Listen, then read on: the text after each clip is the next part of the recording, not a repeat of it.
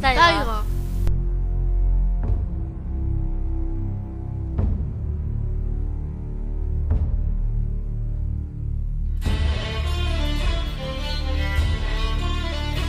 Taiga deituriko baso guztiek batera hartuta munduko basoerik garrantzitsuena osatzen dute.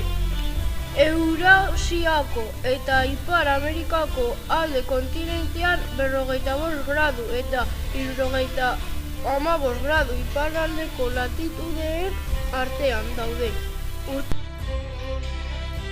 Urteko aldi batean zorua erabat izoztuta egoten da.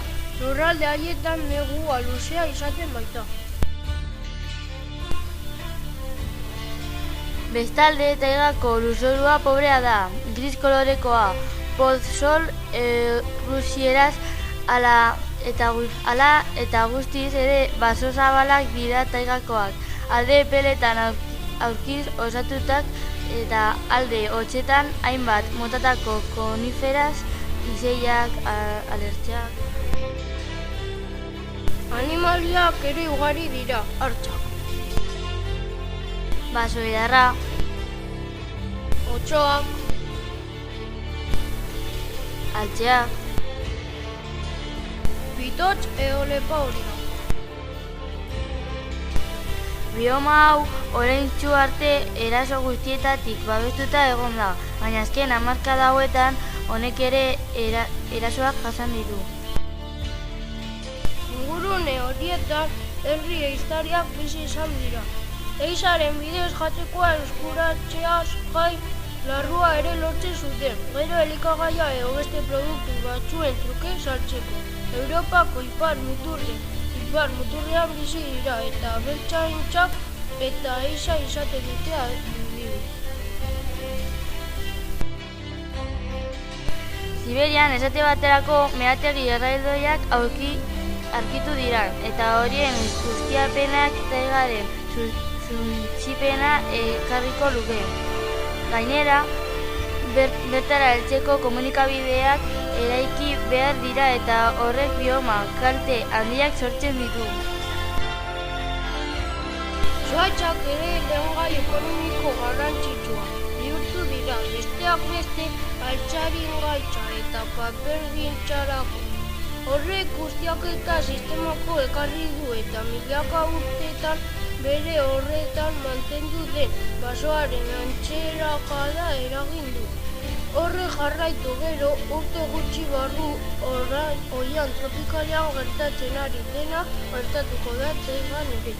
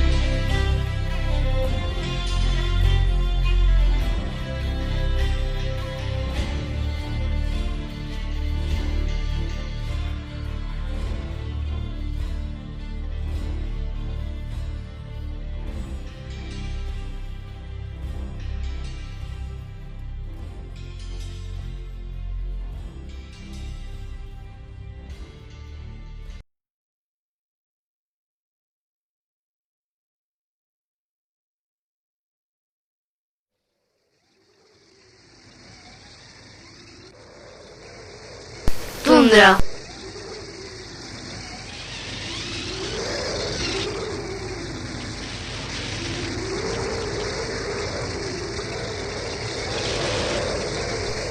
Aldetan aurki dezakegu tundra bioma. Klima gogorra da eta bizi baldintzak oso latzak.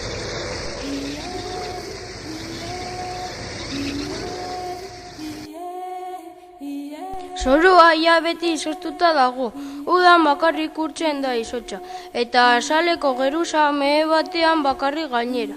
Izoztutako lurzoru horrek ez du urik zurgatzen, eta uda garaian lurra zingiratsua eta putxuz beteta egoten da tundra. Lura salme horretan hasi daitezkeen landareak oso txikiak eta urriak izaten dira. Goroldioak.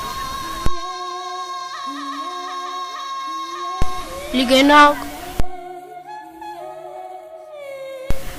zuhaizkananoak,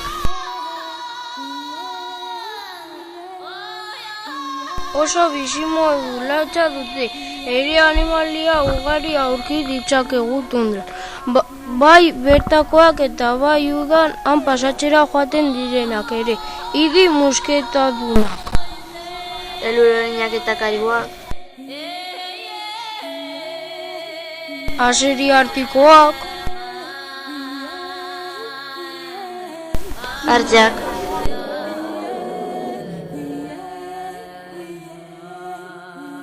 elur erbiak, lemmingak, elurretako antzarak, animalia asko uda partean bakarrik egoten dira tundran. Neguan hegoaldera joaten dira, leku epeleagodara. Badaude elur eta izotz lekuetara nahiko erabitsi moldatzen diren beste animali batzuk ere. Orain arte tundraia erabat libre egon da gizakien erasoetatik, baina azken urte hauetan tundrako lur azpian aberastasunak handiak aurkitu dira eta horiek ustiatzeko gero eta eraso handiagoa jasaten hasi da. Gero lur horren lehengo egoera itzultzea ezinezkoa da eta hain euskorra den bioma honetan bizi diren izaki guztiak gizakia barne kaltetutak eta arriskupean geratu dira. Gizakiaren ikuspegitik bizitzeko leku txarra baldin badago, hori tundra da. Hala ere, gizakia glaziazioen garatik ez ahaztu orduan Euskal Herria tundra zela. Tundrako kolonizatu eta bertan bizi izan da. Bioma honetan, gizakiari geratu zaion jarduera ekonomiko bakarra izan da. Kostaldean, horrekin batera, arrantza ere bai. Horiz izan da Inuiten edo Eskimalen eta Siberiako iparraldean bizi diren samoiedoen bizimodua. Lehenago Laponiaren kasua ere aipatu dugu.